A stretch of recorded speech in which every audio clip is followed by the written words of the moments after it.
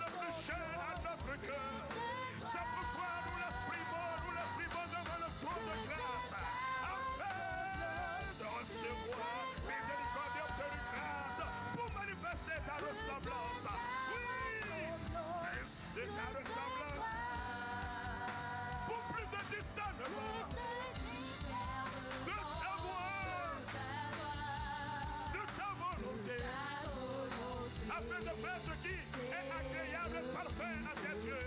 Afin de faire ce qui est agréable, parfait à tes yeux, papa. De ta voix, de ta volonté.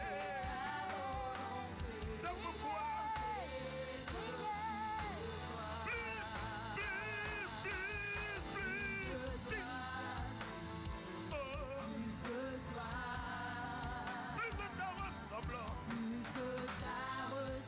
plus de toi, plus de discernement, de ta voix, de ta volonté, Seigneur,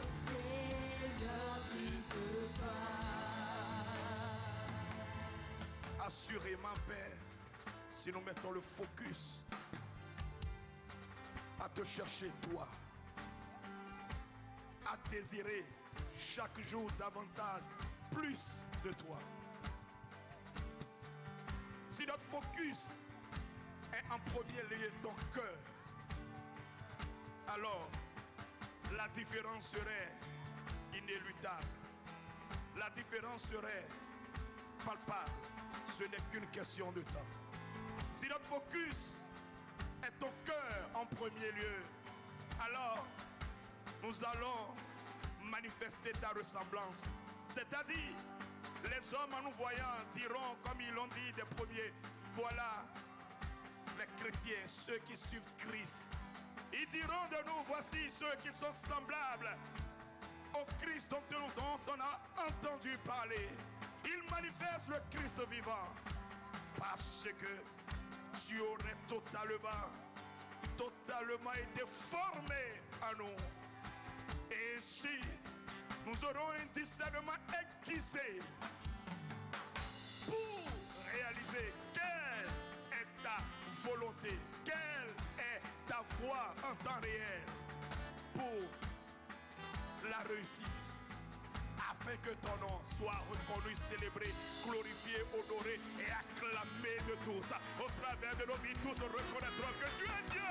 Ils célébreront ton nom, ils acclameront ton nom. Ils diront assurément, Dieu est vivant. Je le vois au travers de cette femme, je le vois au travers de cet homme. Ils diront, Dieu est vivant. Je l'ai vu au travers de cet homme, je l'ai vu au travers de cette femme. C'est le témoignage qui diront à ton sujet et à mon sujet, au sujet de nous tous, de il s'est nommé, il s'est ici dans cette nation. Ils diront assurément, nous avions vu Christ au travers de la vie de ceux-ci. Voilà des personnes qui expliquent que Christ est vivant, réel, palpable et trivial. C'est ceux qui diront, tel sera le témoignage. Nous te bénissons, nous te célébrons. Assurément tu le feras, non pas pour la gloire de l'homme, ni d'une église, mais pour ta propre gloire, afin que le monde te reconnaisse, te sanctifie, t'adore, te célèbre, te recherche et propage ton nom.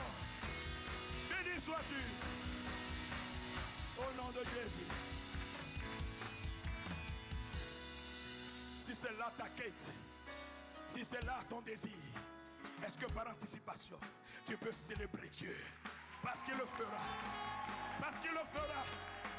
Je dis parce qu'il le fera. Est-ce que tu peux pousser de lui un véritable cri de joie? Est-ce que tu peux pousser de lui de véritables clameurs? Parce qu'assurément, il le fera pour la gloire de son nom, le rayonnement de l'évangile et l'expansion de son royaume, ici-bas sur la terre des vivants.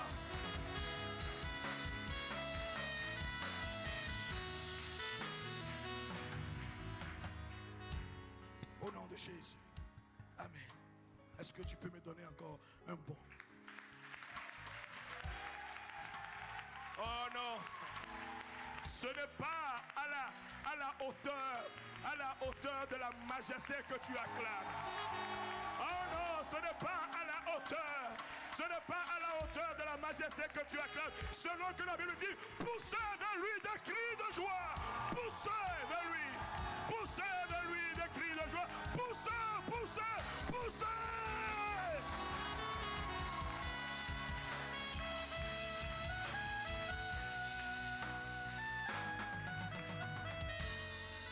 Amen. Aujourd'hui, nous ne l'avons pas annoncé, mais c'est spécial. Qui sont ceux qui étaient au palais des congrès le dimanche 5 mai? Qui sont ceux qui étaient là quand le pasteur, notre père, le pasteur Yvan nous a parlé? Voilà, très bien. Alors qu'ils te souviennent que le pasteur Yvan a dit que nous allons recevoir sur 4 semaines un défilé de serviteurs de Dieu. Qui s'en rappelle? Qui s'en rappelle? Oh, mais si tu t'en rappelles réellement, oh voilà. C'est maintenant, je réalise que tu t'en rappelles vraiment. Alléluia. Et ce week-end, nous avons la joie de recevoir le numéro 1 de la vague, le numéro 1 de cette merveilleuse succession. Et celle que nous recevons aujourd'hui est une personne distinguée pour la famille ICC. Alléluia. Actrice des premières heures, c'est celle qui s'occupe aujourd'hui de la formation. La formation 101 que tu suis, la formation 201, c'est l'idée que le Saint-Esprit lui a donnée. Cela est venu d'elle. Alléluia. Alléluia. Alléluia. C'est elle aussi qui forme à la maison mère, à ICC Paris Sud-Est, à ICC Boissy, les leaders et les bergers. Alléluia. Ce soir, famille impassante chrétienne, église de Lomé, nous avons la joie et manifestons toute notre reconnaissance à Dieu de recevoir le pasteur Juliana Ondo sous vos acclamations pour le Seigneur. Sous vos acclamations pour le Seigneur. Sous vos acclamations pour... Est-ce qu'on peut célébrer Dieu? Est-ce qu'on peut célébrer Dieu?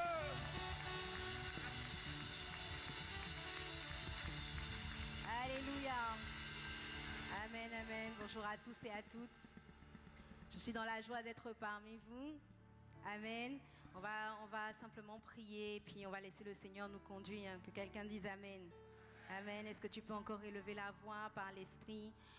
Aya rebo santa kaya rebo santa kaya rebo shanta kaya mama sata kaya rebo aya mama sata. Saint-Esprit est là,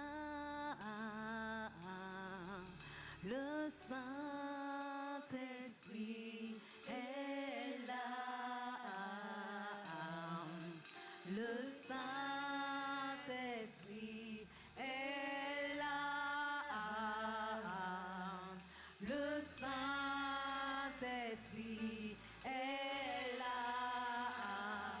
Est-ce que tu peux dire le Saint-Esprit est là?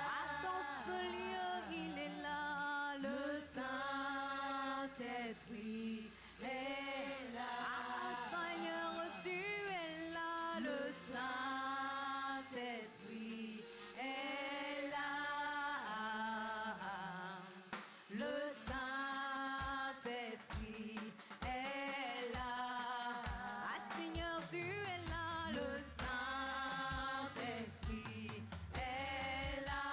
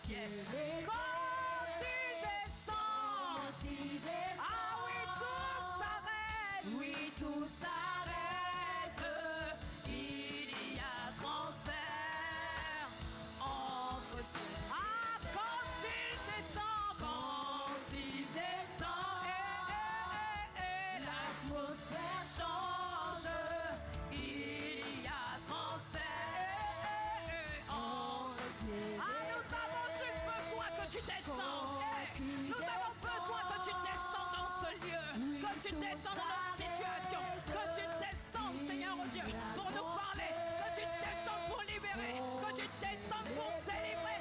Quand tu descends, hey, l'atmosphère change.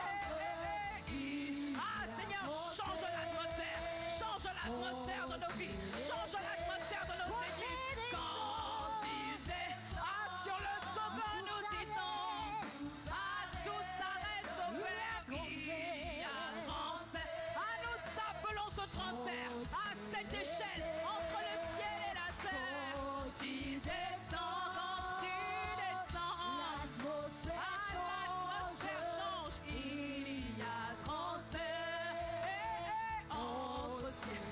Quand tu descends, l'Esprit descend.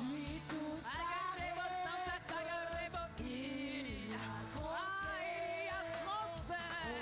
Agarrebo Santa, quand tu descends, Esprit descend. Agarrebo Santa, Agarrebo Santa, Agarrebo Santa, Santa, Agarrebo Santa, quand tu descends, magnifique descend. Il y a transfert entre ciel.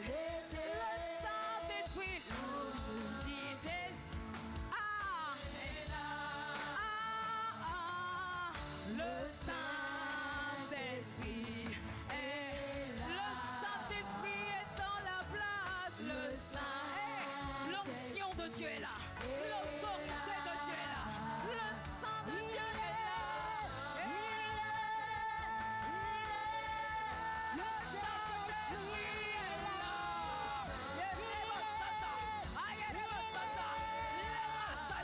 L'esprit de libération, l'esprit de délivrance, l'esprit de vengeance divine est là. Le Saint-Esprit est dans la place. Celui qui a ressuscité Christ d'entre les morts, il est dans la place ce soir. Le Saint-Esprit,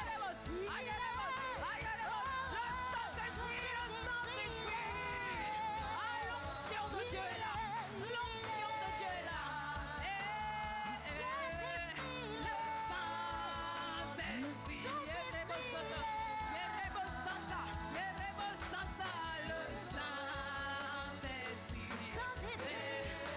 Nous attendons Saint-Esprit. Agarrebo Santa, Agarrebo Santa. Nous t'attendons Saint-Esprit.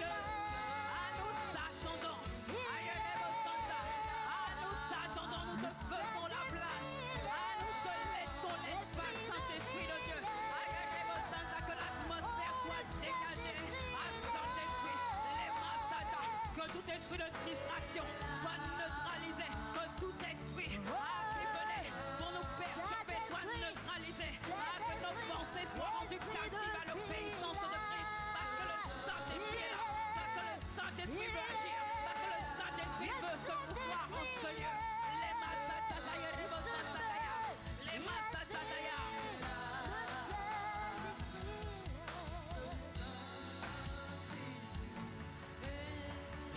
Il est là, il est là, il est là, il est là. Qui il est? Le Saint-Esprit. Il est là. Il est là. Il est là. Il est là. Il est là. L'esprit de vie, l'esprit de paix, l'esprit de puissance, l'esprit de résurrection, l'onction de Dieu, l'autorité de Dieu, la puissance de Dieu, l'esprit de sagesse, l'esprit d'intelligence, l'esprit de connaissance. Il est là. Il est dans la place. Il est dans la place. Il est là. Peux-tu l'accueillir? Peux-tu faire de l'espace? Il est là. Il est là. Pour libérer. Pour libérer. Il est là. Il est là. Il est là. Il est là. Il est là. Il est là.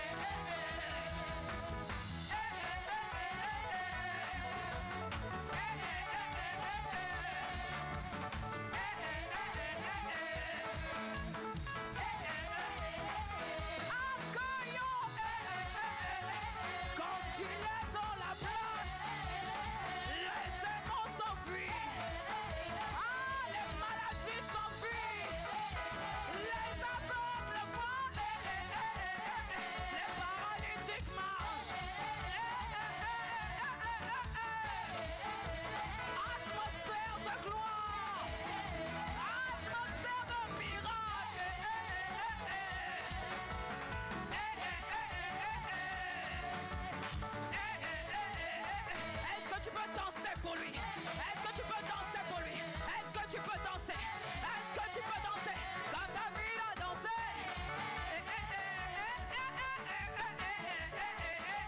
C'est l'esprit de joie, c'est l'esprit de louange.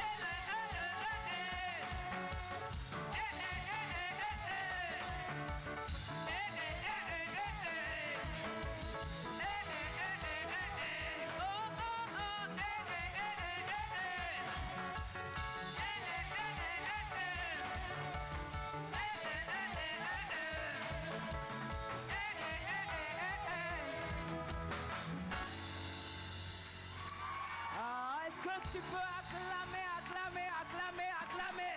Je ne t'entends pas faire monter, monter, monter. Faire monter vers le roi de gloire.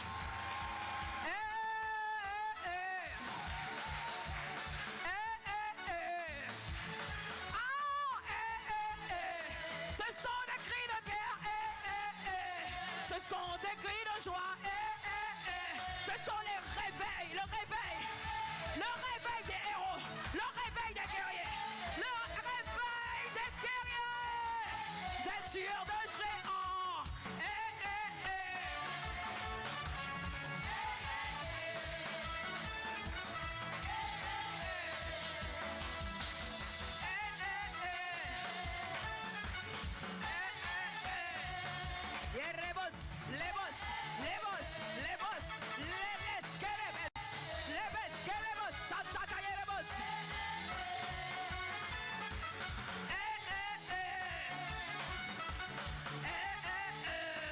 Onction de Dieu. Ah, onction de Dieu. Tu es dans la place.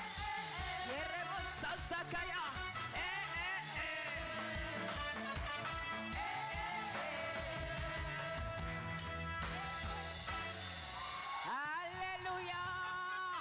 Ah, est-ce que tu peux faire monter, faire monter, faire monter? Santa. Alléluia. Alléluia. Amen, amen. Amen. Dis à ton voisin, réveille-toi. Il est temps de préparer la guerre. Alléluia. Merci de bien vouloir prendre place dans sa présence. Amen, amen. Amen. C'est une grande joie pour moi d'être parmi vous pendant ce week-end en terre togolaise. Donc je me dis moi-même ouaison, puisque vous ne m'avez pas souhaité, c'est pas grave. Et puis je réponds moi-même yo. Hein? Alléluia. Amen. Donc comme l'a dit le pasteur Herman, je suis le pasteur Juliana de ICC Paris, à la maison mère. Puis il y a quelqu'un qui se dit, ah, en France ils dansent comme ça aussi pour le Seigneur. On danse plus que toi. Amen. C'est le Saint-Esprit qui fait ça. Amen. C'est l'esprit de vie, l'esprit de feu, l'esprit de ferveur. Que quelqu'un dise amen. Et quand il te saisit, quelle que soit ton origine, ta race, ton pays, il te rend bouillant pour lui. Il ne te laisse pas tiède. Il te rend en feu. Alléluia. Amen, amen. J'ai une parole que le Seigneur a déposée dans mon cœur ce soir que j'aimerais libérer. Et puis on va prier par la grâce de Dieu dans le temps qui nous est imparti. Il est 19h30, c'est ça? Ok, d'accord, c'est la bonne heure. Alors, le titre de cette parole que le Seigneur a mis dans mon cœur, c'est « Dieu veut faire de toi une autorité spirituelle ». Oh, je sens que ça fait plaisir à quelqu'un. Dieu veut faire de toi une autorité spirituelle. Alléluia. Il y a, bien aimé, des situations de nos vies qui ne peuvent bouger que lorsqu'on devient une autorité spirituelle. L'autorité spirituelle, bien aimé, ce n'est pas réservé à une catégorie de personnes. Mais la volonté de Dieu, c'est que chacun d'entre nous soit une autorité spirituelle. Amen.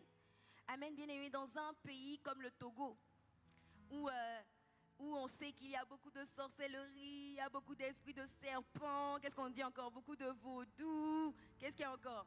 Tout ce qu'on peut penser, imaginer, qu'il y a beaucoup d'occultisme, etc. Plus que jamais dans ce genre d'atmosphère, tu as besoin d'être une autorité spirituelle. Dis à ton voisin, il faut que tu sois une autorité spirituelle. Amen. Sans cela, tu ne pourras pas vivre la réalité de Christ dans ta génération. Tu auras des témoignages, mais ce sera des petits témoignages. Tu vas venir témoigner, ah, j'avais mal à la tête. Et j'ai prié, j'ai mis ma main, j'ai pris la Sainte Seine, j'ai mis l'huile d'onction, et puis le mal de tête est parti. Et puis tout le monde dit, ouais, gloire à Dieu, gloire à Dieu. Non, j'avais un petit blocage, et ce blocage s'est débloqué. Gloire à Dieu, et avec ma gloire à Dieu. Mais il y a dans chacune de nos vies ce qu'on appelle des hommes forts. Il y a des situations qui ont l'air insolubles. C'est-à-dire que tu es venu en Christ, il y a des choses que tu as réglées rapidement. Tu n'avais peut-être pas de travail, rapidement tu as trouvé du travail. Ou peut-être qu'il y avait une maladie qui rapidement a été guérie. Mais il y a certaines situations, certains problèmes P, certaines maladies M, certains, j'ai envie de dire, addictions A, certaines choses qui dans ta vie ont l'air, semblent ne pas vouloir bouger. Mais je déclare et je décrète qu'elles bougeront dans le nom de Jésus. Il y a un mouvement du Saint-Esprit qui va se produire ce week-end et elles vont bouger au nom de Jésus. Ah, dis avec moi un bon amen. Amen. Amen, amen. Bien-aimé, et pour cela, il te faut devenir une autorité spirituelle. Amen. La question que nous devons nous poser, c'est comment se fait-il que nous avons tous reçu le pouvoir de marcher sur les et sur toute la, et rien ne pourra vous. Mais comment cela se fait-il que tu connais le verset par cœur, mais qu'il y a encore, quand tu dors la nuit, tu vois encore des serpents? Comment cela se fait-il que tu vois même des fois, pendant que tu es éveillé, encore des serpents qui bougent à l'intérieur de toi? Comment cela se fait-il que tu dis, j'ai reçu le pouvoir de marcher sur les démons, les scorpions et toute la puissance de l'ennemi et rien ne pourra me nuire? Et quand tu dis ça, le serpent qui est à l'intérieur de toi, il chante avec toi. Il dit, hey, le serpent, oui, il n'y a pas de problème, récite le verset. Mais je suis toujours là. Et tu as beau chasser, tu as beau jeûner, tu as beau prier, tu as l'impression que la situation ne bouge pas. Mais je déclare et je décrète qu'elle bouge au nom de Jésus. Amen. Elle bouge au nom de Jésus. Amen. Mais comment cela se fait-il que certaines personnes, devant certaines situations, tu peux avoir certaines personnes qui viennent, qui disent au nom de Jésus, pars. Tu chasses le démon, tu dis pars. Et la situation ne bouge pas. Et d'autres personnes viennent et disent au nom de Jésus, tout de suite, l'esprit se met à bouger. Qu'est-ce qui se passe? C'est quoi la différence entre les deux? Est-ce que les deux n'ont pas reçu le même pouvoir?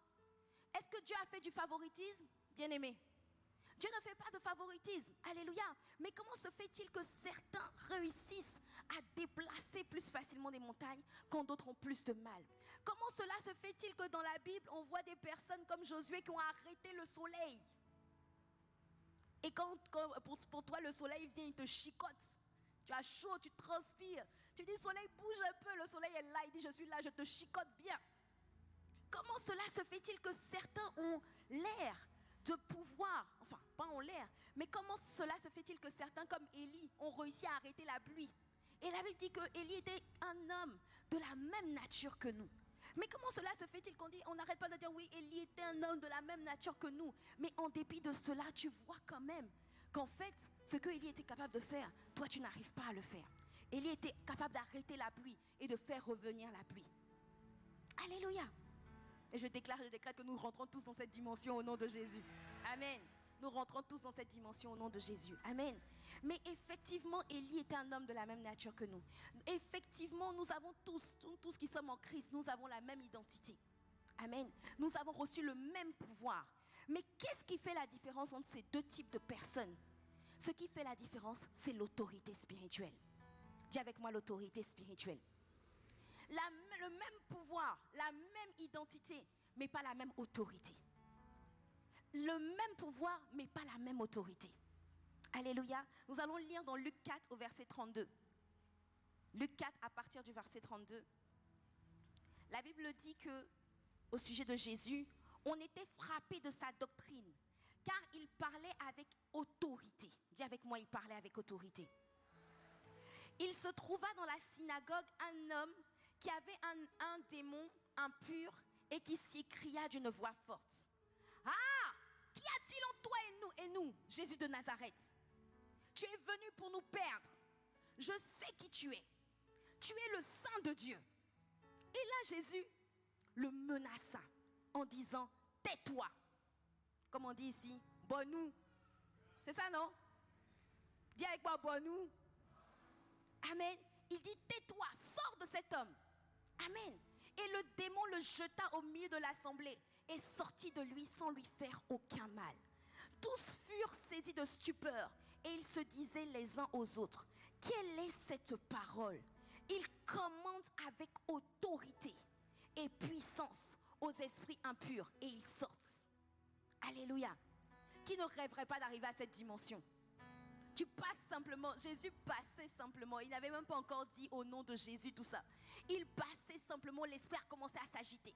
Qui ne rêve pas de cette dimension où tu vas au travail et puis il y avait un de tes collègues qui discute beaucoup, tu lui dis Jésus est Seigneur, il discute, tu lui dis non mais convertis-toi, il discute.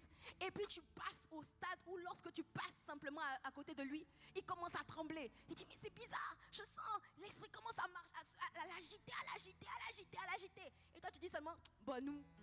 Et puis l'esprit se calme, l'esprit le lâche. Et tout d'un coup, il dit waouh, je me sens bien, qu'est-ce que tu as fait? Tu dis je l'ai juste dit, bon nous, tais-toi. Au nom de Jésus, que quelqu'un dise Amen. Amen. Qui n'aimerait pas arriver à ce stade où quand les situations sont, par exemple, tu as des maris de nuit qui te fatiguent, ou qui fatiguent ton mari, ou qui fatiguent ta femme, des maris de nuit, des femmes de nuit, des esprits impurs qui viennent toutes les nuits pour coucher avec toi, qui n'aimerait pas arriver au stade où tu te lèves simplement, tu dis tu t'arrêtes et ça s'arrête au nom de Jésus. Amen. Qui ne rêve pas de cette dimension? Oh, tu ne rêves pas de ça?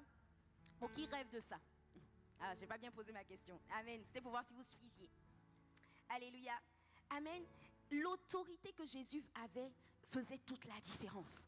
Lorsqu'il a frappé les gens dans la génération de Jésus, c'était son autorité. La Bible disait que on parlait régulièrement, on disait que quand il parlait, il y avait une différence entre ce qu'il disait, avec la manière dont il parlait et la manière dont les pharisiens de l'époque, les spécialistes de la loi de l'époque parlaient. Parce qu'on disait que lorsqu'il parlait comme ayant autorité. Que quelqu'un dise Amen. Amen. Le mot autorité vient du grec exousia. Dis avec moi, exousia. Là, c'est pas en mina, là, c'est en grec. Exousia. Exousia veut dire quoi? Exousia veut dire autorité ou encore le droit légal d'exercer un pouvoir. Amen. Dans Luc 20 au verset 2, la Bible dit, il lui dit, dis-nous par quelle autorité fais-tu ces choses? Ou qui est celui qui t'a donné cette autorité? Dans la version français courant, il dit, dis-nous de quel droit tu fais ces choses? Les pharisiens sont venus voir Jésus, ils ont dit, mais comment tu arrives à arrêter le vent? Tu arrives à faire sortir les démons des corps? Ils n'avaient jamais vu ça. Et ils ont dit, mais dis-nous par quel droit tu fais ces choses? Qui t'a donné cette autorisation, autrement dit? Qui t'a donné pas ce pouvoir, mais cette autorité? Comment ça se fait que toi, quand tu parles, la création tout entière se met en branle? La création tout entière t'écoute. Alléluia. C'est ça l'autorité. L'autorité, c'est le droit légal d'exercer le pouvoir que tu as déjà reçu. L'autorité, ça a la même racine que l'autorisation. On est d'accord? Quand on entend autorité, autorisation, c'est dans la même racine. D'accord? Donc l'autorité, en fait, c'est l'autorisation que tu as. On a tous reçu le pouvoir de marcher sur les démons, les scorpions, sur toute la puissance de l'ennemi. Mais on n'a pas forcément tous l'autorisation, l'autorité dans tous les domaines. Il y a des domaines que tu vas pouvoir faire déplacer parce que ton niveau d'autorité suffit. Mais il y a d'autres montagnes que tu n'arriveras pas à déplacer parce que pour l'instant, ton niveau d'autorité n'est pas suffisant. Est-ce que quelqu'un me suit? Amen. Voilà pourquoi il faut que tu élèves ton niveau d'autorité. Amen. Il faut que tu montes en grade. Il faut que tu passes au grade supérieur. Que quelqu'un dise avec moi Amen. Dis à ton voisin, il faut que tu passes au grade supérieur. Amen. On a tous reçu le même pouvoir. Le pouvoir de marcher sur les serpents, les scorpions, etc. Mais on n'a pas tous la même autorité. On n'a pas tous la même autorité. Amen. Il y en a qui ont l'autorité comment dans l'armée on dit, d'un officier, d'un simple soldat. Il y en a qui ont l'autorité d'un caporal. Il y en a qui ont l'autorité d'un sergent. Il y en a qui ont l'autorité, le grade d'un adjudant. Il y en a qui ont l'autorité d'un capitaine ou d'un lieutenant. Il y en a qui ont l'autorité d'un colonel. Et puis il y en a qui ont l'autorité d'un général. Dis à ton voisin, tu es à quel niveau? Dis-lui, on dirait que tu es un adjudant. Hein? Non, dis à l'autre, non, on dirait que tu es encore juste un simple soldat. Il y en a qui disent, non, moi je suis un colonel, moi je suis un général. Alléluia, gloire à Dieu. Amen. Amen. L'autorité, le niveau, ton grade est très important. Tous les policiers peuvent avoir à peu près la même tenue, mais ils n'ont pas le même grade. Amen. Ils n'ont pas le même grade. On a tous reçu le même pouvoir, mais on n'a pas le même grade. Et le grade, c'est à toi de le faire grandir. L'autorité, c'est à toi de la faire grandir. C'est à toi d'activer les clés qui vont faire en sorte que tu vas pouvoir passer à un niveau supérieur pour pouvoir déloger des entités démoniaques supérieures. Oh, je pensais que quelqu'un allait me dire un bon amen. Amen. Amen. Le grade, ce n'est pas le titre, bien-aimé. Le grade est différent du titre. Parce qu'il y a des gens qui ont le titre, mais ils n'ont aucun grade. Il y a des gens qui ont un titre, mais ils n'ont aucune autorité. Ils n'ont aucune autorité. Vous n'avez pas vu dans certains pays même, il y a certains qui sont nommés peut-être ministres, ou il est nommé président de je ne sais pas quoi, mais c'est d'autres personnes dans le pays qui contrôlent le pays. Pourquoi? Il a le titre, mais il n'a pas l'autorité. Il y a des pasteurs, des bishops, ils se font appeler bishops intergalactiques, intercontinentales, des nations apostoliques des derniers jours. Le gars, il a tous les titres condensés sur sa propre personne. Mais en dépit de ça, quand il dort la nuit, les esprits viennent le tourmenter. Quand il dort la nuit, on vient l'étouffer, il se réveille en pleurant, en criant. Pourquoi? Il a le titre, il n'a pas le grade. Mais une autorité spirituelle, personne ne peut la tourmenter. Ah, deviens une autorité spirituelle dans le nom de Jésus. Je te vois devenir une autorité spirituelle dans le nom de Jésus. Et alors que tu seras une autorité spirituelle, tu vas dormir paisiblement. Que quelqu'un dise amen. Quand tu vas arriver dans certains endroits, on va te dire ici c'est le fief du vaudou, ici ce sont des grands prêtres, ici il ne faut pas passer, etc. Tu vas dormir paisiblement parce que tu es une autorité spirituelle. Ah, je te vois devenir une autorité spirituelle dans le nom puissant de Jésus. Alléluia. Amen. La question que beaucoup vont nous poser, c'est pourquoi déjà. Bon, il y en a qui ont hâte de savoir comment on fait pour devenir une autorité spirituelle. Mais avant de savoir comment, on va le voir le dimanche. Mais on va déjà s'attarder sur pourquoi il faut absolument que tu changes de grade. Pourquoi il faut absolument que tu passes à la vitesse supérieure. Pourquoi il faut absolument que tu passes à un niveau supérieur d'autorité. Alléluia. Et on va voir ensemble 2 raisons ce soir. Il y a plusieurs raisons, mais on va voir 2 raisons. La première raison pour laquelle il faut absolument que tu changes de grade, c'est qu'il y a, je l'ai déjà dit au début, des situations de ta vie qui ne pourront pas changer si tu ne changes pas d'autorité spirituelle, si tu ne passes pas à un grade supérieur d'autorité spirituelle. Amen.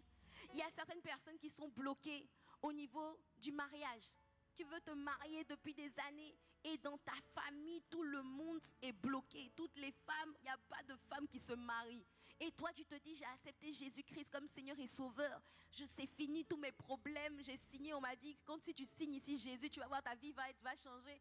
Tu signes et tu vois que bon, il y a d'autres domaines qui changent. Mais ce domaine-là en particulier, on dirait qu'il y a des hommes forts qui sont assis dessus et qui semblent ne pas vouloir lâcher. Mais ils lâcheront prise dans le nom puissant de Jésus. Amen.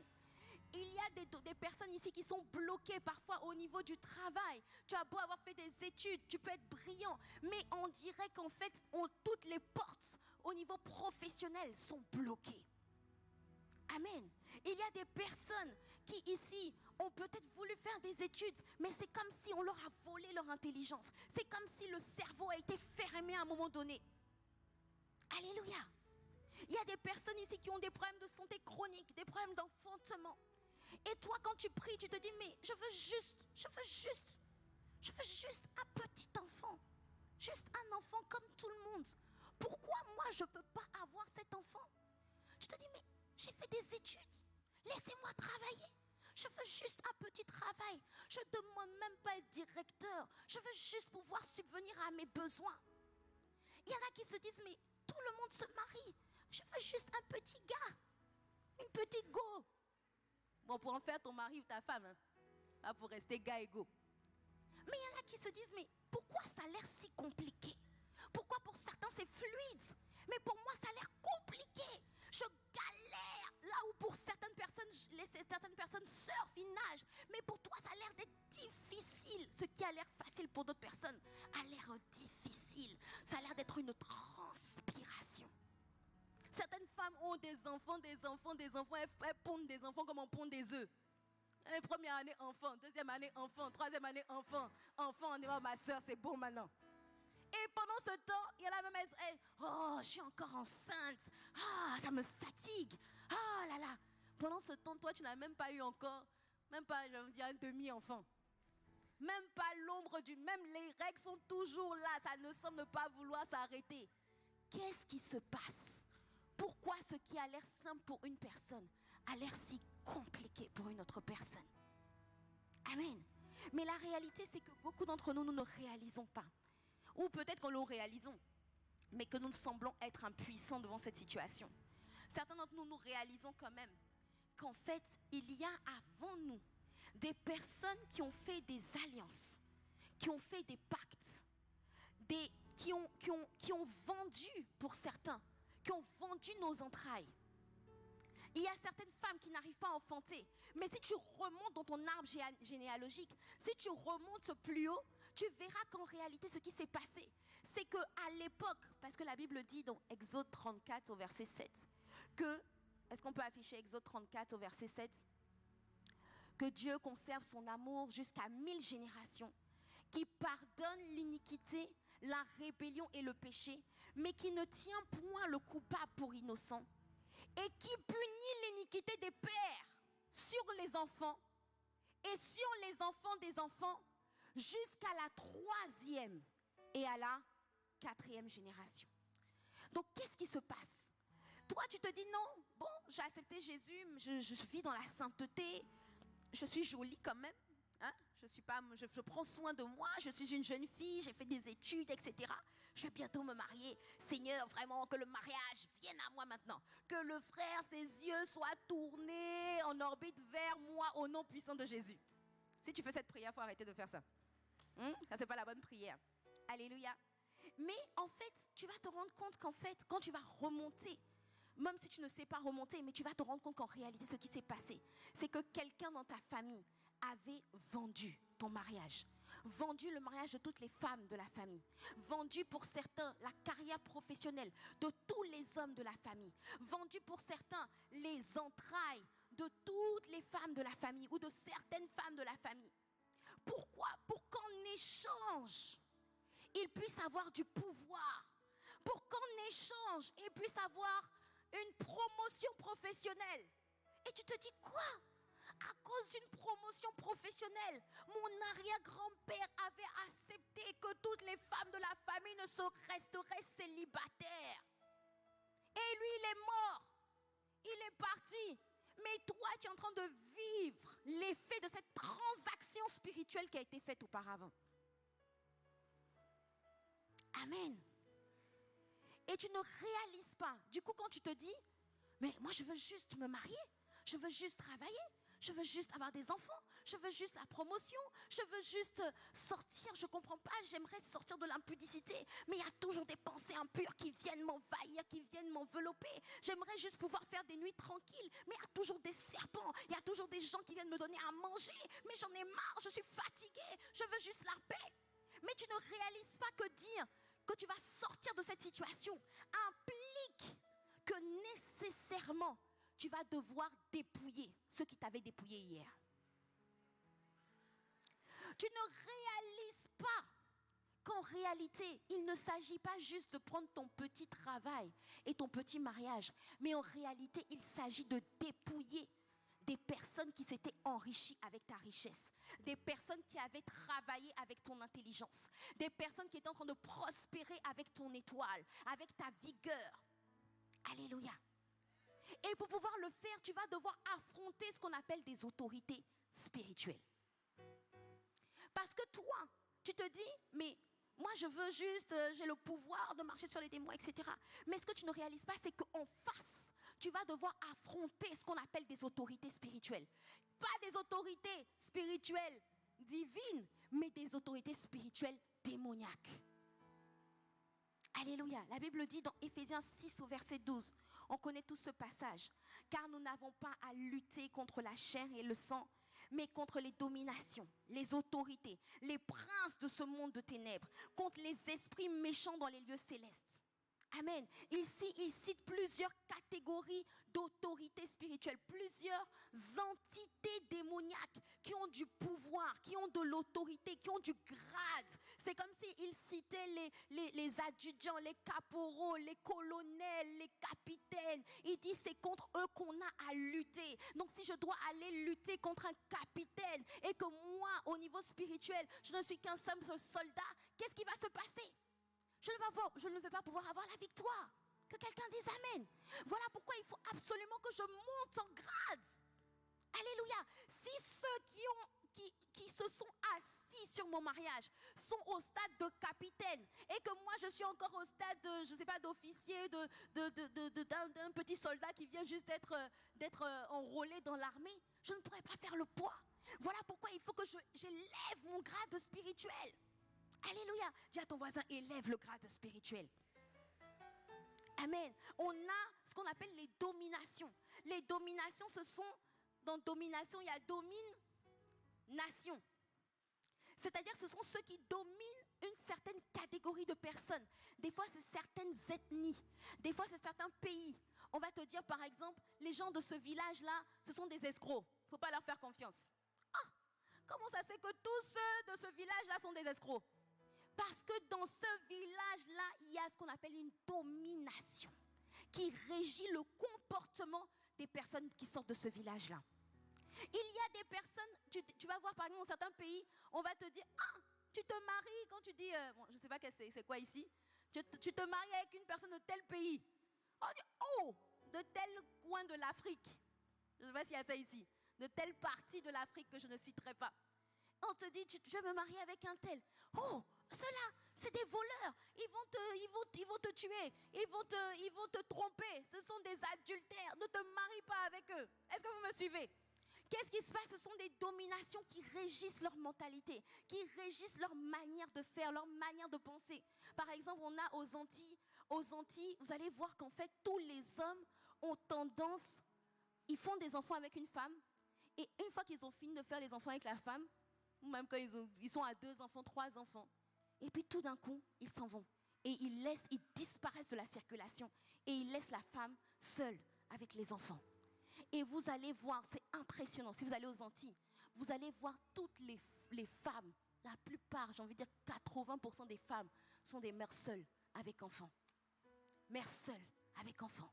Mères seules avec enfants. Les hommes, tout d'un coup, ils démissionnent, ils s'en vont, ils disparaissent. Et c'est classique, c'est-à-dire que c'est quelque chose de courant, de normal, c'est devenu admis dans ces cultures-là. Qu'est-ce qui fait ça? Ce sont des dominations. Ce sont des autorités démoniaques qui régissent la mentalité et le comportement de certaines catégories de personnes. Amen. Il y a des dominations, il y a des autorités. Et là encore, ce sont le même mot grec exousia dont on a parlé tout à l'heure. Qui sont, par exemple, dans ta famille. Tu vas voir, dans ta famille, on dit, oui, non, celui-là, c'est un grand prêtre vaudou. Celui-là, il est assis sur un trône. Et tu vas voir parfois, même des fois dans tes rêves, tu vas voir des personnes qui sont sur des trônes et qui sont assis sur ton héritage. Amen. Mais la réalité, c'est que la Bible dit quand même, dans Colossiens 2 au verset 15, qu'il a dépouillé les dominations et les autorités et les a livrées publiquement en spectacle en triomphant d'elles par là. Alors, comment cela se fait-il qu'on dit qu'il a dépouillé les dominations et les autorités? Et comment cela se fait-il qu'aujourd'hui, ceux qui sont censés être dépouillés, ceux qui sont censés être privés de pouvoir, privés de puissance, ont l'air d'avoir le pouvoir d'agir dans nos vies? La Bible répond en Ésaïe 42 au verset 22, en disant, c'est un peuple pillé et dépouillé. C'est un peuple pillé et dépouillé. On les a tous enchaînés dans des cavernes, plongés dans des cachots. Ils ont été mis au pillage et personne qui les délivre. Dépouillés et personne qui disent restitue. Mais je déclare et je décrète que quels que soient ceux qui t'ont dépouillé, ils vont restituer dans le nom de Jésus. Ce soir, tu vas dire, tu vas me restituer tout ce qui m'a été volé dans le nom puissant de Jésus. Cette intelligence qu'on t'a volée, elle est restituée dans le nom de Jésus. Ce mariage qui t'a été volé est restitué dans le nom puissant de Jésus. Ah, ces entrailles qui ont été volées sont restituées dans le nom puissant de Jésus. Ah, dis avec moi, tu restitues tout ce qui m'a été volé dans le nom puissant de Jésus. Alléluia. La réalité, c'est que ces personnes-là ont le pouvoir, ont l'autorité, pas parce qu'elles sont trop fortes, mais parce qu'elles ont volé. Elles t'ont volé quelque chose. Comment on dit ici? Ce sont des fianfitons. C'est ça? Fianfitons. Dis avec moi, fianfitons. Ils t'ont volé. En fait, tu vas voir des gens qui prospèrent. Et des fois, dans certaines familles, vous allez voir, il y a une seule personne qui est riche. La personne est riche. Et c'est comme si tout le monde dans la famille vient lui demander de l'argent. Tout le monde est obligé de s'abaisser à cette personne. Mais bien souvent, bien aimé, ce n'est pas le fruit du hasard. C'est le fruit d'un vol. Mais tu vas récupérer tout ce qui t'a été volé dans le nom de Jésus. Tu ne vas pas aller en frontal. Tu ne vas pas aller devant eux pour dire non, donne-moi ce que tu m'as donné. Mais c'est spirituellement que tu vas régler la situation. C'est spirituellement que tu vas récupérer tout ce qui t'avait été volé dans le nom de Jésus. Amen. La Bible dit dans Jean 10 au verset 10 que le voleur ne vient que pour égorger, dérober et détruire. Mais que Jésus est venu pour donner la vie et la vie en... Alléluia, je vois l'abondance t'accompagner dans le nom de Jésus. Là où il y avait la pauvreté, je vois l'abondance t'accompagner au nom de Jésus. Alléluia. Alléluia. La Bible dit dans Jérémie 30 au verset 16, bien aimé, j'aime trop ce passage. Alléluia. On va le lire tous ensemble. 1, 2, 3. Cependant, tous ceux qui te dévorent seront dévorés. Et tous tes ennemis, tous, iront en captivité. Ceux qui te dépouillent seront dépouillés. Et j'abandonnerai au pillage tous ceux qui te pillent. Ah, est-ce que tu peux acclamer le Seigneur? Ah, est-ce que tu peux acclamer le Seigneur? Ah, je déclare et je décrète que tous ceux qui te dévoraient, tous ceux qui dévoraient tes finances seront dévorés à leur tour. Tous ceux qui dévoraient ton foyer seront dévorés à leur tour dans le nom de Jésus. Ah, tous ceux qui te maintenaient en captivité vont être emmenés en captivité dans le nom de Jésus. Tous ceux qui pendant des années, des siècles s'étaient enrichis avec ta richesse, ils t'avaient pillé ta richesse. Je déclare et je décrète que c'est eux qui sont livrés au pillage au nom de Jésus. Alléluia. Bien-aimés, ce que je vous explique, c'est une situation que j'ai vécue personnellement. Personnellement, c'est pour ça que je te dis, deviens une autorité spirituelle. Personnellement, je me suis mariée il y a 2 ans. Et quand je me suis mariée, j'ai épousé un homme qui était brillant, qui avait toujours été premier de la classe dans ses études, toujours premier de la classe, toujours sans avoir besoin de beaucoup réviser. Vous savez, le genre de personnes qui vous énervent à l'école. Parce qu'ils n'ont pas besoin de beaucoup réviser, ils viennent, ils font juste comme ça, et puis ils ont de bonnes notes. Voilà, c'était ce genre-là, mon mari. C'est le genre de personnes qui ont de l'intelligence facile. Et c'est une grâce qui vient du Seigneur. Amen. Que tu sois chrétien ou pas chrétien, c'est une grâce qui vient de Dieu. Et en fait, il était brillant. Il a toujours bien réussi ses études. Et ensuite, il a travaillé pendant 7 ans dans une grande banque au Gabon. Et il a travaillé dans une grande banque. Il a toujours eu de grands postes élevés, etc. Et donc, quand je l'ai rencontré, il avait quitté le Gabon, il était arrivé en France et il venait de créer sa société. Et donc, pour moi, j'épousais un homme qui, financièrement, était prospère, en tout cas, qui professionnellement était prospère. Sauf qu'en fait, quand il a créé sa société, ça a été la décadence totale. La décadence totale. En fait, l'affaire ne marchait pas du tout. On peut dire, bon, c'est normal, c'est sa première entreprise, etc. C'est normal. Sauf qu'en fait, ce qui était bizarre, c'est que même lui, il disait, mais c'est bizarre, je ne me reconnais plus. Je n'arrive plus à travailler comme je travaillais avant. C'est comme si je deviens un peu lourd, paresseux. C'est comme si je me bats, tout est difficile. Il avait l'impression d'être enfermé quelque part et de vouloir sortir, de ne pas réussir à sortir. Et ce qui s'est passé, c'est qu'il a fermé son entreprise. Et on s'est dit, bon, c'est pas grave. Dans tous les cas, tu as beaucoup d'expérience dans le domaine de la banque. Tu as toujours occupé des hauts postes de direction dans la banque. Donc, c'est pas compliqué. En plus, au Gabon, il travaille dans une banque qui est basée en France. Donc, on s'est dit, mais c'est pas compliqué. Tu vas refaire ton CV. Et puis, tu vas chercher du travail. Et puis, ça va marcher. Que quelqu'un dise amen. C'est ce que mon mari a fait. Il envoie 1 CV, 2 CV, 3 CV, 4 CV, 5 CV, 6 CV, 7 CV, 1 mois, 2 mois, 3 mois, 4 mois, 5 mois, 6 mois, 7 mois, 8 mois, 9 mois. Rien. Rien, même pas un appel téléphonique pour dire on a bien reçu votre CV. Est-ce que ce genre de situation dit quelque chose à quelqu'un? Dis avec moi, aïe, aïe, aïe. Il n'avait rien, aucun coup de fil, rien du tout. Et ce qui s'est passé, c'est qu'on a commencé à se dire, mais c'est bizarre, c'est pas normal, c'est pas normal. Et en fait, ça allait commencer à faire 1 an à la maison sans rien faire. Et je me suis dit, mais en fait, on n'a même pas pensé à un blocage spirituel, puisqu'il avait toujours bien réussi. Il avait toujours prospéré. Donc, si c'était un blocage spirituel, il aurait été bloqué avant. Que quelqu'un me dise Amen. Est-ce que vous me suivez? Et en fait, on a commencé à se dire, mais c'est bizarre. Sauf qu'en fait, le Saint-Esprit a commencé à nous parler. Que quelqu'un dise Amen. Le Saint-Esprit a commencé à nous parler. Et le Seigneur a commencé à ouvrir nos yeux. Il a dit à mon mari, tu ne vois pas? Mon mari était en train d'approcher Enfin non, il avait déjà eu 40 ans. Il a dit, tu ne vois pas dans ta famille que tous les hommes qui passent 40 ans, c'est comme s'ils avaient été anéantis. C'est comme si on les a enterrés et qu'ils ont disparu de la circulation. Passé 40 ans, tu n'existes plus. Tu existes, mais tu n'existes plus. Tu existes, mais tu n'existes plus. Pourquoi? On t'a enterré. On a enterré tes finances, on a enterré ton mariage. Et il regardait tous ses frères, tous ses cousins, tous les hommes de la famille, et ils sont nombreux, tous le même scénario. Brillants, de grands postes. Et quand j'arrive à 40 ans, boum, je disparais de la circulation. C'est comme si on me fait sortir du circuit. Je n'existe plus. Professionnellement, toutes les portes sont fermées. Et c'était pareil, tous ses frères, que ce soit au niveau familial. La famille commence à se diviser, le monsieur quitte sa femme, la femme quitte son mari, etc. Tous les hommes vivaient une décadence, une déchéance totale. Mais à l'inverse, les femmes de la famille, de la même génération que mon mari, c'est la prospérité. Il y en a qui sont ministres, il y en a qui sont directeurs de cabinet, il y en a qui qui ont de grands postes, de grandes entreprises, tout ce qu'elles font leur réussit. Je dis, mais chérie, tu vois pas que c'est pas normal? Toutes tes sœurs, elles voient clair. Mais les hommes, ils voient flou. Que quelqu'un dise aïe, aïe, aïe. Je dis, mais c'est quoi cette histoire? Comment ça se fait? Et on a commencé à prier. On a commencé à prier, c'était pendant les 21 jours. Les 21 jours de jeûne qu'on a appelé Vengeance Divine à Boissy-Saint-Léger à Paris. 21 jours de vengeance divine.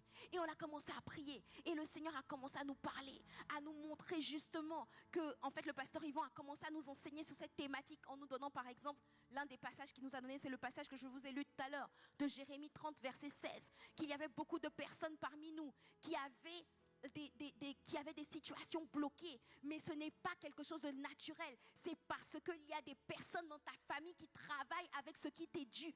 Et le Seigneur a commencé à nous parler à travers le passage de Romains 12, je crois que c'est au verset 9, en disant que à moi la vengeance, il disait, ne vous vengez pas vous-même, mais laissez agir la colère de Dieu. Et il disait, à moi la vengeance, à moi la... Et le Seigneur a commencé à nous enseigner à travers la bouche de son serviteur, le pasteur Yvan, en nous disant qu'il ne fallait pas juste se contenter de dire « Ah Seigneur, aie pitié de moi, sauve-moi », mais que le Seigneur a dit « À moi la vengeance, à moi la rétribution ». Et le Seigneur a commencé à nous enseigner en nous disant « Vous priez mal ». Quand vous priez seulement « Seigneur, étends ta main, libère mon mariage, libère mon travail ». Mais vous ne me demandez pas d'exercer ma vengeance envers ceux qui vous ont dévoré pendant des années. Et le problème de ça, c'est quoi? C'est que si la personne qui prospérait avec tes finances, qui prospérait avec ton argent, avec ton travail, si Dieu n'exerce pas sa vengeance, si Dieu ne la punit pas, si Dieu ne la frappe pas, si Dieu ne lui donne pas une bonne leçon, elle va continuer. Que quelqu'un me dise un bon amen. Et on a commencé à prier dans ce sens, bien-aimé. On a commencé à prier dans ce sens. Et quand on a fini les 21 jours de jeûne, mon mari a continué à postuler. Il n'y avait toujours rien qui s'était passé. Quelqu'un disait aïe, aïe, aïe. Toujours rien à l'horizon. Et là, on a commencé à se dire, bon, tu vas aller travailler, vous savez, en France, quand vous travaillez dans les supermarchés, vous faites de la mise en rayon et tout ça, c'est un petit job. J'ai dit, bon, c'est pas grave, même si tu as bac plus 5, même si tu as été directeur de ceci ou de cela, pas grave, il faut ramener l'argent quand même, chérie. Là, ça commence à devenir compliqué. Donc, il a dit, oui, je vais commencer à postuler, tout ça. Je vous assure, même là-bas, on l'a refusé. Ça, c'est quand la porte est fermée. Quand la porte est fermée, même tu veux faire un petit truc, un petit substitut, ça ne marche pas. Que quelqu'un dise amen. Et en fait, même ça, c'était bloqué. Et à un moment donné, après on a fait 21 jours, on a fait 3 jours de jeûne à sec avec l'église, tout ça, il n'y avait rien qui bougeait. Et à un moment donné, le Seigneur a commencé à me parler personnellement. Il a commencé à me parler. Il m'a dit, regarde la situation de ton mari. Est-ce que tu as déjà pris un temps à part, toi seul, pour me chercher et pour régler cette situation? Je dis non. Le Seigneur me montre, il me dit, mais tu prends des jours de jeûne et prière pour tes filles dans la foi, tes fils dans la foi, pour l'église, etc.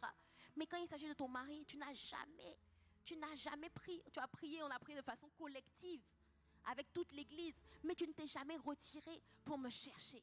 J'ai dit, Seigneur, c'est ce que je vais faire. J'ai pris 3 jours de jeûne. Dis avec moi, 3 jours de jeûne. J'ai pris 3 jours de jeûne. Et dès le premier jour où je me suis humiliée, j'ai commencé à prier. J'ai commencé à prier. Et le Seigneur a commencé à me montrer comment prier. Me montrer là où il fallait que j'envoie le feu. Là à qui, dans la famille exactement, je devais dire, toi là, libère les finances de mon mari. Libère sa carrière professionnelle. Libère sa vie dans le nom de Jésus. Oh, dis-moi un bon amen. Libère. La Bible dit dans Ézéchiel 37, il dit, j'ouvrirai vos sépulcres et je vous ferai sortir de vos sépulcres. Là où tu avais été enterré dans un sépulcre, là où on avait enterré tes finances, ton travail, ton mariage, ta destinée, ton étoile, tu sors du sépulcre au nom de Jésus. Sors du sépulcre au nom de Jésus. Et c'était pareil. Mon mari, le Seigneur m'a montré il était dans un sépulcre, il était enterré. Il avait enterré, c'est comme s'il est vivant. Tu es vivant, mais c'est comme si tu es mort parce qu'il n'y a plus rien qui se passe dans ta vie. Il n'y a plus rien. Et en fait, j'ai commencé à crier à Dieu. Et j'ai commencé à parler. Et je vous assure, à un moment donné, j'ai commencé à affronter des entités spirituelles. Et là, le Seigneur m'a dit, là, c'est pas la femme qui combat. Là, c'est l'autorité spirituelle. Oh, dis avec moi un bon amen. C'est l'autorité spirituelle. Je dis oui. On va voir maintenant. On va sortir les muscles. Ne regarde pas mes talons, mon maquillage, ma jeunesse, tout ça. Laisse ça. À l'intérieur, c'est une autorité spirituelle. Oh, dis avec moi, je suis une autorité spirituelle. Et j'ai commencé à parler. Bien aimé, premier jour de jeûne, le lendemain, ils ont appelé mon mari. Ah, dis avec moi un bon amen. Ils ont appelé mon mari. Bien aimé.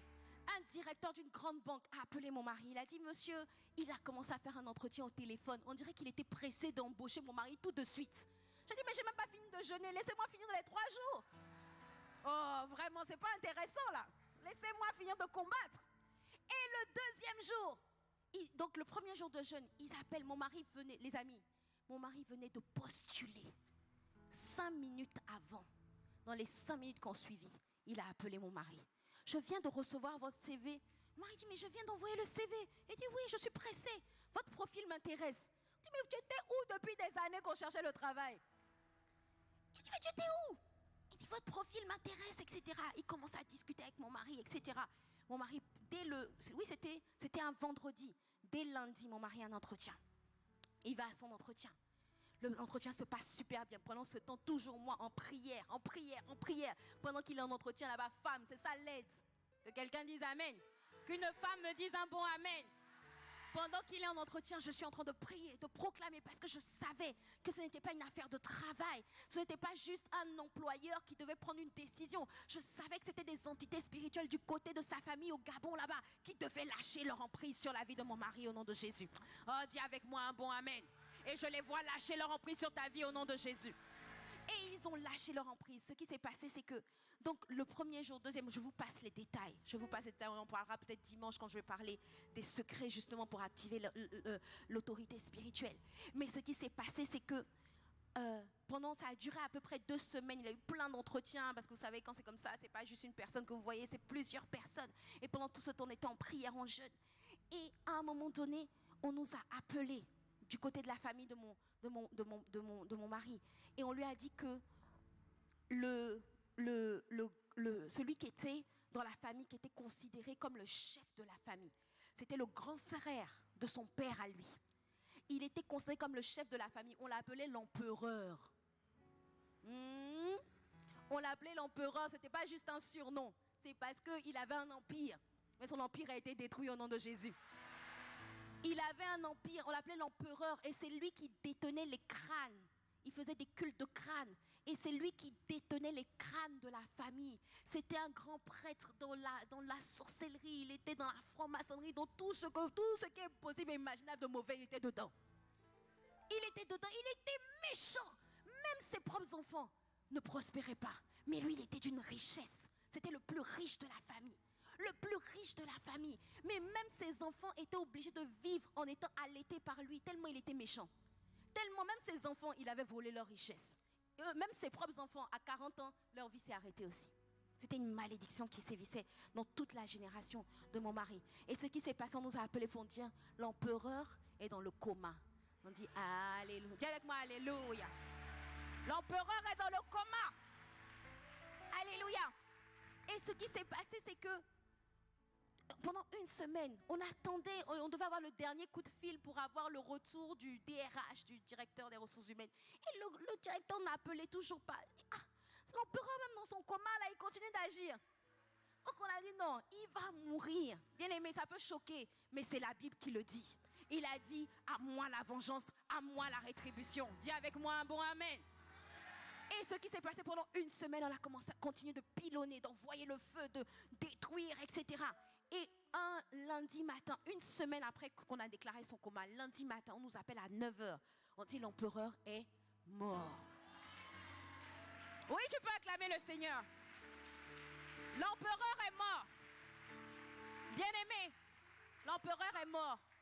30 minutes après, le DRH appelle. Il dit, monsieur, j'ai l'honneur de vous annoncer que vous êtes embauché pour un CDI. Oui, tu peux acclamer le Seigneur. 30 minutes après.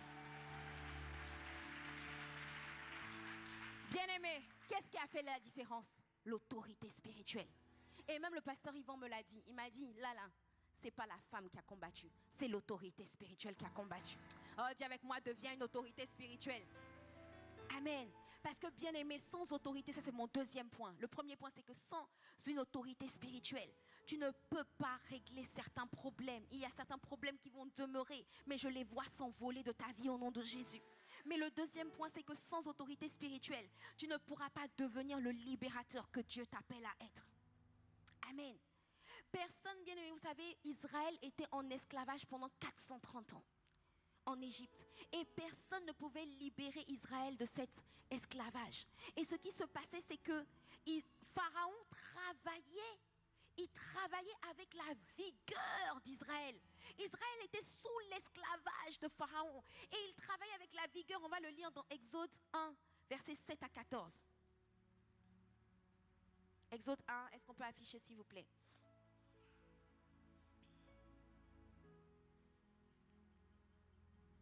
Les enfants d'Israël furent féconds et ils se multiplièrent. Ils s'accrurent et devinrent de plus en plus puissants. Et le pays en fut rempli. Il s'éleva sur l'Égypte un nouveau roi qui n'avait point connu Joseph. Il dit à son peuple, voilà les enfants d'Israël qui forment un peuple plus nombreux et plus puissant que nous. Allons, montrons-nous habiles à son égard. Empêchons qu'il ne s'accroisse et que s'il survient une guerre, il ne se joigne à nos ennemis pour nous combattre et sortir ensuite du pays. Et l'on établit sur lui des chefs de corvée afin de l'accabler de travaux pénibles. C'est ainsi qu'il bâtit les villes de Python et de Ramsès pour servir de magasin à Pharaon. Mais plus on l'accablait, plus il multipliait et s'accroissait, et l'on prit en aversion les enfants d'Israël. Alors les Égyptiens réduisirent les enfants d'Israël à une dure servitude. Et il leur rendit la vie amère par de durs travaux en argile et en briques, et par tous les ouvrages des champs. Et c'était avec cruauté qu'il leur imposait toutes ces charges. Amen. Amen. Vous allez voir dans cette histoire d'Israël que Israël était maintenu en servitude. Mais qu'est-ce qui se passait? C'est que pendant ce temps, Pharaon prospérait avec la force et la vigueur d'Israël. Pharaon avait construit carrément des villes. La ville de Ramsès, la ville de Python. Et dans ces villes, il y avait de grandes entreprises, de grands entrepôts. De la même manière que vous allez voir dans beaucoup de pays, il y a a des chefs d'État, il y a des chefs du village, il y a des chefs religieux, coutumiers, tout ce que vous voulez, qui vivent avec la force de la jeunesse. Ils font des crimes rituels, ils font des sévices et avec ça, ils arrivent à prospérer. Alléluia. Mais pour cela, pour pouvoir sortir de cette servitude, il fallait que Dieu envoie un libérateur. Oh, dis avec moi un bon amen. Amen. Moïse était le libérateur que Dieu avait choisi. Mais un jour, on va le lire dans Acte 7, au verset 22. Moïse était révolté, il est descendu, on va le lire. Moïse fut instruit dans toute la sagesse des Égyptiens. Et il était puissant en parole et en œuvre. Dis avec moi, il était puissant. En parole et en œuvre. Amen. Il avait 40 ans lorsqu'il lui vint dans le cœur de visiter ses frères, les fils d'Israël. Il en vit qu'on en outrageait et prenant sa défense, il vengea celui qui était maltraité et frappa l'Égyptien. Il pensait que ses frères comprendraient que Dieu leur accordait la délivrance par sa main, mais ils ne comprirent pas.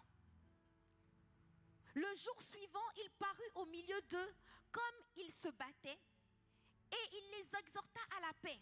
« Hommes, dit-il, vous êtes frères, pourquoi vous maltraitez-vous l'un et l'autre ?» Mais celui qui maltraitait son prochain le repoussa en disant « Qui t'a établi chef et juge sur nous ?» Dis avec moi, qui t'a établi? Chef et juge sur nous. On va s'arrêter là. Moïse avait un fardeau dans son cœur. Il voyait son peuple, le peuple dont il était issu. Il voyait le peuple souffrir. Et il avait une sainte colère. Il s'est dit, mais c'est pas possible. Le peuple de Dieu ne peut pas être maltraité comme ça. C'est pas possible. Et il est venu un jour, il y avait un Égyptien qui embêtait un de ses frères. Il s'est battu avec l'Égyptien. Il a frappé à mort. Et alors qu'il voulait les libérer, alors qu'il voulait libérer son peuple, Israël, les enfants d'Israël lui-même l'ont rejeté. Ils lui ont dit, mais toi qui t'as établi sur nous. Et de la même manière, bien-aimé, des fois dans ta famille, tu vas voir que par exemple, les gens sont dans la servitude. Les gens, ça ne va pas dans la famille. Et tu vas vouloir venir les aider. Tu vas leur parler de Jésus. Tu vas dire, non mais Jésus est la solution. Si tu acceptes Jésus comme Seigneur et Sauveur, ce problème de foyer est terminé. Tu vas parler à ta maman, tu vas parler à ton papa, tu vas parler à un oncle, à une tante. Et puis ils vont te mépriser. Ils vont dire, mais tu sors d'où? Qui t'a établi sur nous? Ils vont te mépriser. Pourquoi? Parce que tu n'as pas encore cette autorité spirituelle.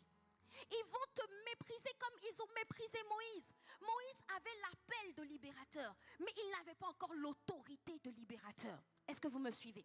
Il a dit, mais qui t'a établi chef et juge sur nous? Pourquoi tu veux venir nous libérer? Tu es qui en fait? Et de la même manière, toi tu veux venir aider les gens de ta famille, et les gens de ta famille te méprisent et disent, ah, Lévia, hein? Comment on dit ça? Nous qu'est-ce ma profit fidje? Hein? Ils te méprisent, ils te prennent comme un petit. Ils disent, mais tu es petit, quitte là-bas, tu connais quoi? Toi, on t'a accouché ici, là, tu veux venir nous enseigner la parole de Dieu. Mais tu n'es rien. Est-ce que quelqu'un a déjà vécu ce genre de situation? Amen. Mais qu'est-ce qui s'est passé par la suite? Le même Moïse qui hier était méprisé. La Bible dit dans Ésaïe, au verset, on va le voir dans le verset 35 du passage qu'on a lu tout à l'heure, Acte 7.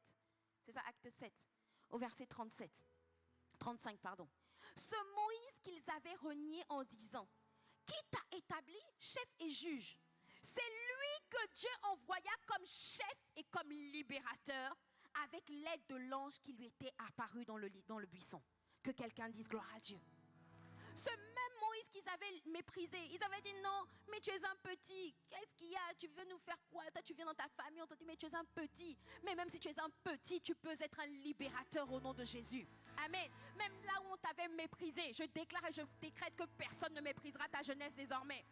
Tu peux avoir 17 ans et être une autorité spirituelle comme David a été une autorité spirituelle dans sa génération. Tu peux avoir 20 ans et être une autorité spirituelle dans le nom de Jésus. Que personne ne méprise ta jeunesse au nom de Jésus. Tu peux avoir 25 ans et à l'intérieur, le corps a 25 ans, mais l'homme spirituel n'a pas 25 ans. L'homme spirituel est un costaud, est une autorité spirituelle au nom de Jésus. Je déclare que cette dimension vient dans ta vie au nom de Jésus. Cette dimension t'accompagne au nom puissant de Jésus. Là où on te méprisait, là où on ne te considérait pas. Tu voulais aider les gens, mais on se dit, mais tu te prends pour qui t'a établi sur nous? Je déclare que tu reçois l'autorité pour libérer au nom de Jésus. Amen. Et c'est ce qui s'est passé dans la vie de Moïse. Moïse, la Bible dit qu'il est devenu, que c'est lui que Dieu envoya comme chef et comme libérateur. Et le mot chef ici, c'est le mot archon. Dis avec moi archon. Archon qui veut dire prince, qui veut dire meneur. C'est le même mot qu'on utilise pour dire le prince de ce monde, le prince des démons, le prince de la puissance de l'air. Ça veut dire qu'en fait, Dieu a donné un niveau d'autorité qui était supérieur. Dieu a élevé Moïse en autorité. Là où quand il leur parlait, il disait, mais qui t'a établi chef et juge sur nous? Désormais, Dieu a fait de lui un chef spirituel dans le nom de Jésus. Oh, dis avec moi un bon amen.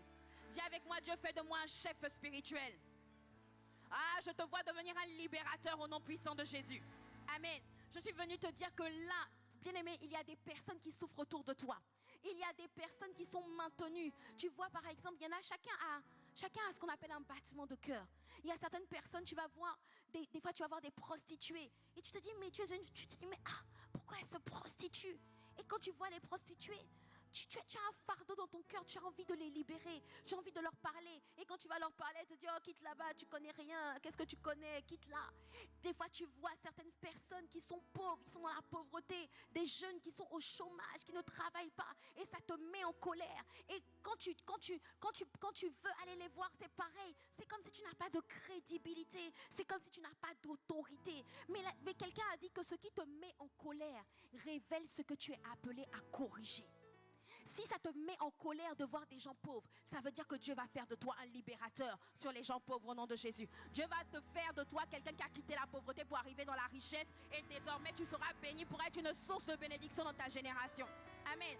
Lorsque tu vois des personnes qui sont par exemple des paralytiques, il y en a qui ont le fardeau pour les paralytiques, pour les jeunes, pour toutes sortes, pour les chômeurs. Ça te fait mal au cœur de voir un jeune diplômé qui ne travaille pas. C'est un fardeau que Dieu a mis dans ton cœur. Et quand Dieu met cette sainte colère, quand tu vois, tu dis, mais c'est pas normal, Seigneur, c'est pas normal que cette personne, elle a fait des études et elle travaille pas, Seigneur, c'est pas normal, il faut que ça change. Mais c'est la même chose que Moïse avait pour le peuple d'Israël. Il avait une sainte colère, et cette sainte colère détermine un domaine dans lequel Dieu veut t'établir un libérateur. Oh, dis avec moi un bon amen. Amen. Ce qui te met en colère révèle ce que tu es appelé à corriger. Mais le problème, c'est que ces personnes sont placées sous des dominations. Quand les personnes se prostituent, c'est parce qu'elles sont sous l'emprise d'autorité spirituelle. Voilà pourquoi il faut que tu sois une autorité spirituelle. Il faut que Dieu fasse de toi comme il a fait de Moïse. Il a transformé Moïse qu'on méprisait en une personne qui est devenue un chef et un libérateur dans cette génération. Ah, je te vois devenir un chef et un libérateur dans ta génération. Je te vois devenir un chef et un libérateur dans ta famille dans le nom de Jésus. Je te vois devenir un chef, quel que soit ton âge. Lève-toi, on va prier ensemble.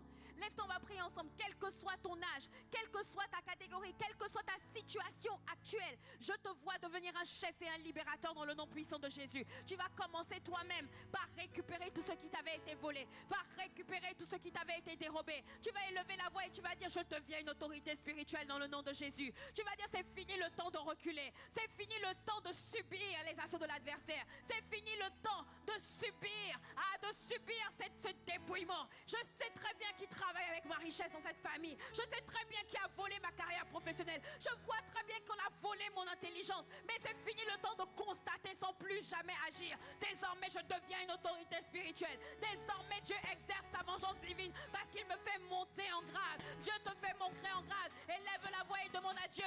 Demande à Dieu de te faire monter en grade. Dis à Dieu, ça suffit maintenant. Il faut que ça change. Il faut que je sois libéré pour libérer. Il faut que je récupère tout ce que l'ennemi m'avait volé. Aïe, rebo santa, kaye rebo santa, kaye rebo santa. Yerebo santa, kaye rebo santa.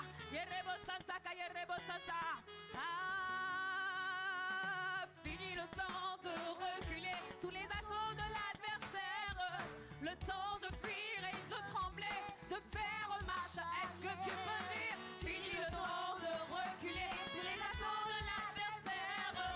Le temps de fuir et de trembler.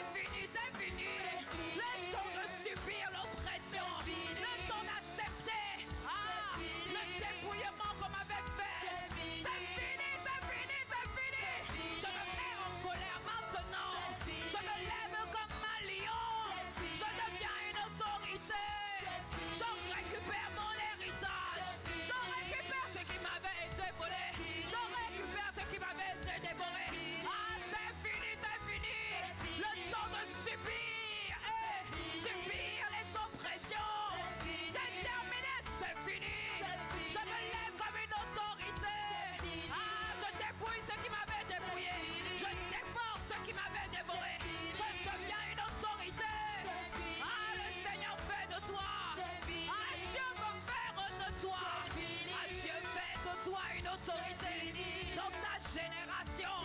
Ah, je veux de toi libérateur. Ah, je veux de toi à Moïse. Ah, je se sers de toi pour libérer les délinquants, pour libérer les gens qui étaient pauvres, pour libérer les prostituées. Ah, c'est fini, c'est fini, c'est fini. Donc constater sans rien faire. Ah, je me lève, je me lève, je me lève. Ah, c'est fini. C'est fini le temps de subir. Ayerebo Santa Kaya. Ayerebo Santa. Ayerebo Santa. Je me lève. Je me lève. Je me lève. Je me lève. Je deviens une autorité. Ah, je me lève dans ma génération. Je me lève dans mon pays. Ah, je me lève dans ma famille. Ah, je me lève, je me lève. Ah, je me lève pour récupérer tout ce qui avait été dévoré. Ah, je me lève, je me lève. Ah, c'est fini le temps de subir. Ah, viens avec moi, je me lève. Ah, je vois ton homme intérieur se lever. Ah, là où ton homme intérieur était assis. Là où ton homme intérieur était à l'arrêt. Là où tu subissais les assauts de l'adversaire. Ah, tu te lèves, tu te lèves. Comme un libérateur dans ta génération. Tu te lèves, tu te lèves. Ah, je me lève. Ah, lève-toi comme un guerrier. Ah, où sont les héros? Ah, préparez la chair. Réveillez les héros. Ah, réveillez les vaillants hommes. Réveillez ceux qui sont des autorités. Tu deviens une autorité spirituelle. Ah, je me lève, je me lève. Yerebo Santa, Kayerebo Santa. Les Mama Santa, Kayerebo Santa. Les Mama Santa, Kayerebo Santa. Ayerebo Santa, Kayerebo Santa. Les Mama. Ah, tu te lèves, tu te lèves. Yerebo Santa, Kayerebo Santa, Kayerebo Santa, Kayerebo. C'est le réveil de ton homme intérieur. Ton homme intérieur se réveille. Les Mama Santa, Kayerebo Santa, Kaya. Les Mama Santa, Kayerebo Santa. Les la sainte colère qui t'anime. Il y a une sainte colère qui t'anime. Dans le nom puissant de Jésus. Ayerebo Santa, Kayerebo Santa. Ah, je me lève pour récupérer tout ce qui m'avait été volé. Ayerebo, je récupère. Je récupère. Je récupère. Je récupère. Tu vas dire maintenant ce que tu récupères. Je récupère mon héritage. Je récupère. Récupère, récupère. Ah, récupère, récupère. Ah, je récupère. Ah, ma santé. Mes finances volées. Ma prospérité volée. Est-ce que tu peux récupérer? Y a-t-il quelqu'un qui est en colère ce soir? Y a-t-il quelqu'un qui en a assez? Y a-t-il quelqu'un qui en a assez de subir la rapine, de subir le vol? Je récupère mon héritage. Je récupère mon intelligence. Je récupère la sagesse d'en haut. Je récupère tout ce qui m'avait été volé. Je récupère mon autorité. Je récupère mon sel. Je récupère ma destinée. Je récupère ma carrière. Je récupère mon étoile. Je récupère ma destinée. Je récupère ma santé. Je récupère mon intelligence. Je récupère la position que Dieu m'a réservée. Je récupère mon couloir. Je récupère mon ministère. Je récupère assez, c'est assez. Assez, c'est assez. Je récupère. Je récupère. Ah, y a-t-il des vaillants hommes pour récupérer? Yerebo Santa, Kayerebo. Ayerebo Santa. Ema Santa Kaya. Assez, c'est assez. Assez, c'est assez. Je récupère. Yerebo Santa, Kayerebo Santa. Alléluia.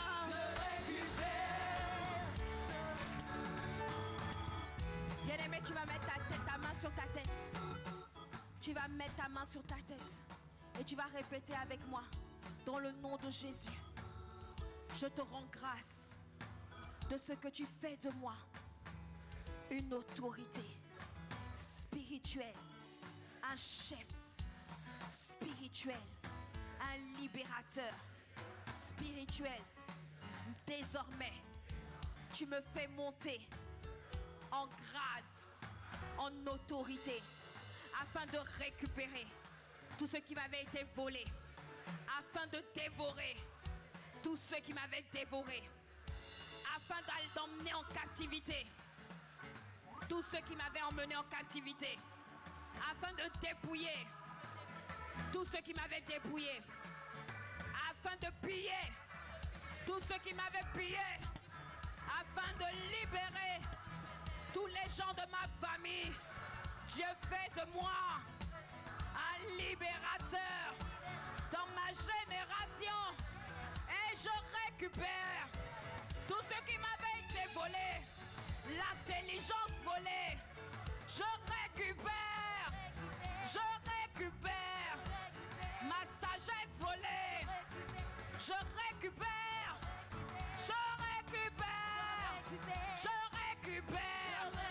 ma richesse volée. Je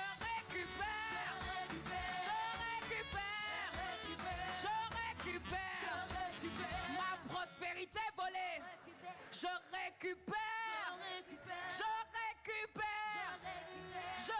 récupère mon mariage volé. Maintenant, je vais vers ceux qui avaient enterré mon mariage et je récupère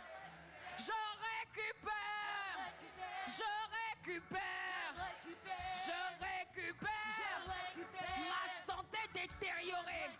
À tous ceux qui m'avaient envoyé des maladies, je dis maintenant, retour à l'envoyeur. Je dis retour à l'envoyeur.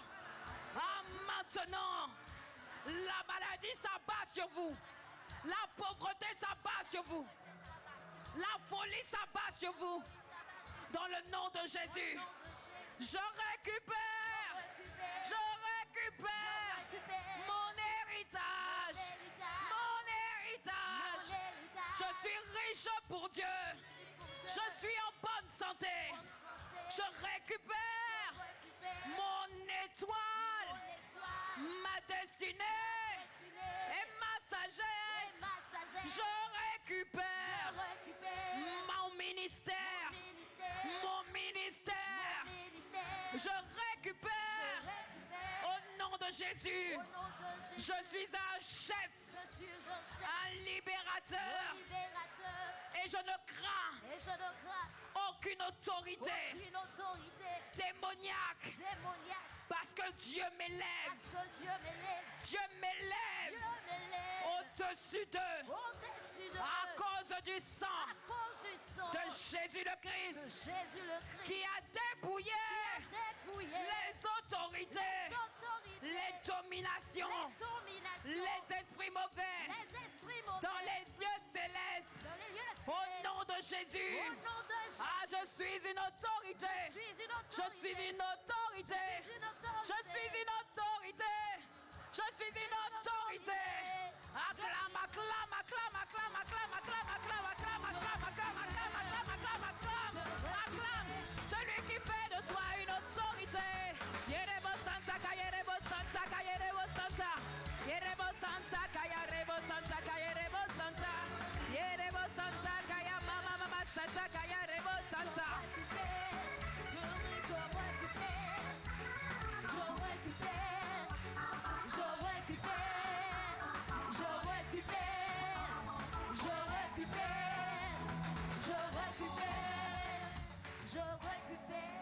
Est-ce que tu peux élever la voix et rendre grâce au Seigneur pour ce soir? Peux-tu rendre grâce au Seigneur pour ce soir du fait que tu as changé de niveau d'autorité spirituelle? Est-ce que tu peux élever la voix et bénir le Seigneur, acclamer son nom pour une dimension supérieure d'autorité que le Seigneur te confère ce soir?